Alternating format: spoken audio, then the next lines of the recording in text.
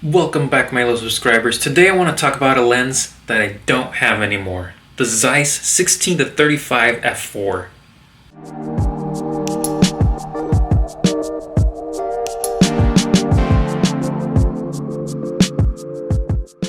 So I'm not using it right now. I'm actually using the RX 107. I'm trying this out to see if it's a good vlogging style camera. I know there's people out there on YouTube who do use it for that. I've never actually done it, so I want to test it out. Right now I'm trying to walk around, have different lighting and everything. At 24 millimeter on the widest, it's not that wide, but I can see I'm holding it with a tripod mount. Maybe fully extended with my arm out, it is wide enough. But I would highly recommend, if you're thinking of using this as a vlogging camera, you're going to have your hand extended really pretty far, or just have a GorillaPod or whatever. The Zeiss 16-35 f4. I was late in the game. I just tried that lens out for the first time. I've always wanted a 16-35. I had tried the Canon version of it, the 2.82, back when I had the R. But I hadn't tried it on the Sony, and I know, Zeiss is just such a good lens manufacturer. The contrast pop, that 3D pop they call it, that we get out of those lenses is always so good. So I was like, what the heck, let's try this out, because I love the 55-1.8, and I love all the other Zeiss lenses I've used. So I got to try the 16-35 f4, took it to the beach, got some clips. Actually enjoyed using that focal length range a lot. So much that I actually got rid of that Zeiss lens. It didn't last in my bag more than 2 or 3 days. And I'll tell you why. And in case you're wondering, I'm actually on the RX 107.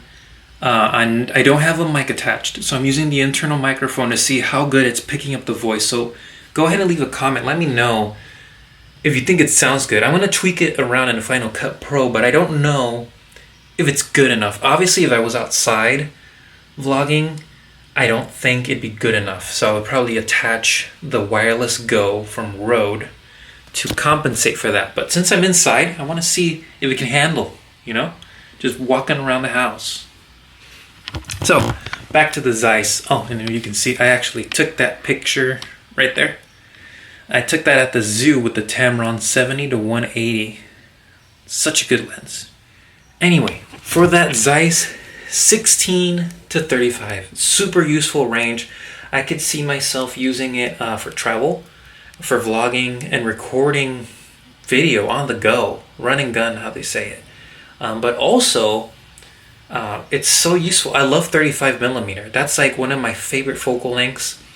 I think having this lens as a walk around anywhere I go, being able to have that for video production, as well as taking pictures, because I like the journalistic style of 35, is just a winner.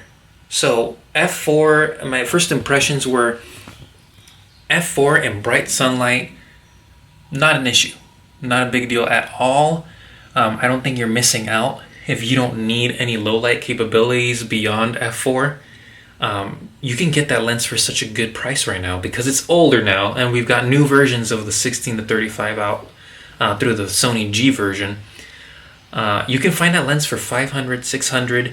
You don't have to pay the full price, because I don't think it's worth the full price that they're still charging for it brand new.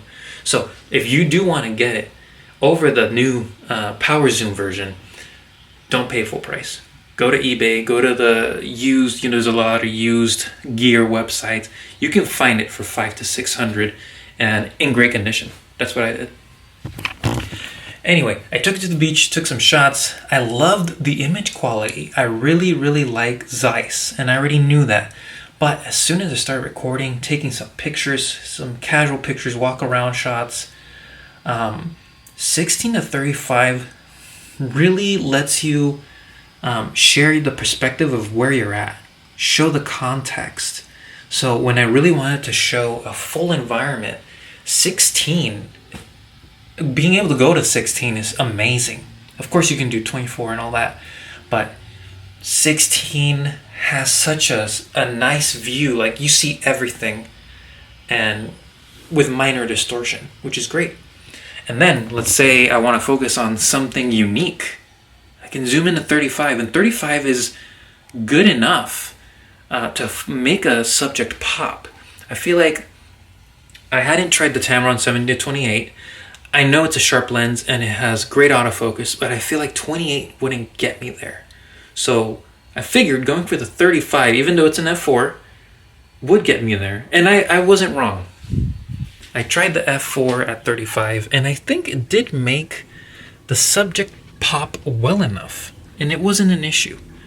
So why did I get rid of the Zeiss 16-35 f4 within 2 days?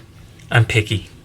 I've been doing photography and videography for a couple of years now, and it's hard. You get addicted to 2.8s, 1.8s, f1.4 is 1.2. So I've had the privilege of using all of those. And so with a zoom, your usually best zoom f-stop is 2.8. f4 was not hindering me at all, but I did notice that when I did want to do some indoor shots, my ISO was just pushing a little too high, more than I wanted. So there were two reasons. One was that if I'm indoor, obviously you can add lighting and whatnot, but if I'm doing run and gun, or if I'm at a wedding and I can't control the lighting as much, f4 was going to bother me in the long run. And instead of sticking to it, I figured I could sell it back for the same price I purchased it, because everyone wants a 16-35. It's popular focal length. f4, I mean, if you're doing video and you've got the lighting controlled and everything, so since it's my first time using the RX107 to vlog, I just remembered the 4K has a time limit cap. So I'm gonna have to go back. I had to go back, look at where I left off so I can continue. So I'm thinking of using it for photo and video, and I don't always have control over my lighting. So that 2.8 from a G Master that I'm gonna try out soon, in addition to giving me a full stop of light, is going to contribute to giving me more separation, more subject separation. And yes, at 16, you're not gonna get a lot, because that's not the point of 16. At close, minimum focus distance, you can get some good blur. But at 16, you're trying to get the entire image, the entire environment. So that's not the issue. It's more of, once I want to get a close-up shot at 35, be a little bit more journalistic, a little bit closer to the style I'm used to. That 2.8, I think, will make a difference between the f4 from the Zeiss. So, that's way back to it. So I think it's gonna be, it's not gonna be like a 200% improvement, but I think it will be enough improvement for me to want to keep the G Master. So yes, I'm trading stabilization for a 2.8, and I'm getting a G Master. I mean, that lens is such highly regarded, I don't think I'm gonna have a lot of complaints about it.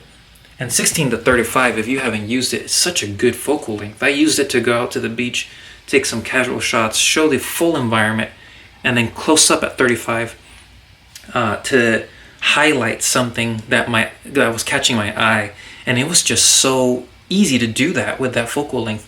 Yeah, 24-70 is like a good go-to for everything, but 16-35, I think has a little bit more magic. Whereas a 24-70, I kind of prefer to stick to a certain focal length in that range if I'm trying to get more reach, like a 55 or just jump to an 85. 16-35 is so flexible. 35 is one of my favorite focal lengths, so I just don't see myself wanting to go beyond that. And if I do, I'm going to switch lenses, and I'm going to get to try the 35-150 from Tamron soon. So I'll let you know if it's worth the wait compared to, carrying a 24-70 and a 70-180 from Tamron. Anyway, I hope you enjoyed this video. I'm including the pictures and walking around with it, just enjoying that lens and the video clips to show you the quality that you can get out of that Zeiss. Even though it's a couple years old, that thing is a beast. And had I not wanted it the 2.8 for these other benefits that I look for in lenses, I would have kept the f4, because I do think it's a really good lens. And like I said, you can find it used 500, 600, 700, way less than it costs brand new. Don't buy it brand new. Just buy pre-owned in good condition. You're good to go. All right, thanks for watching.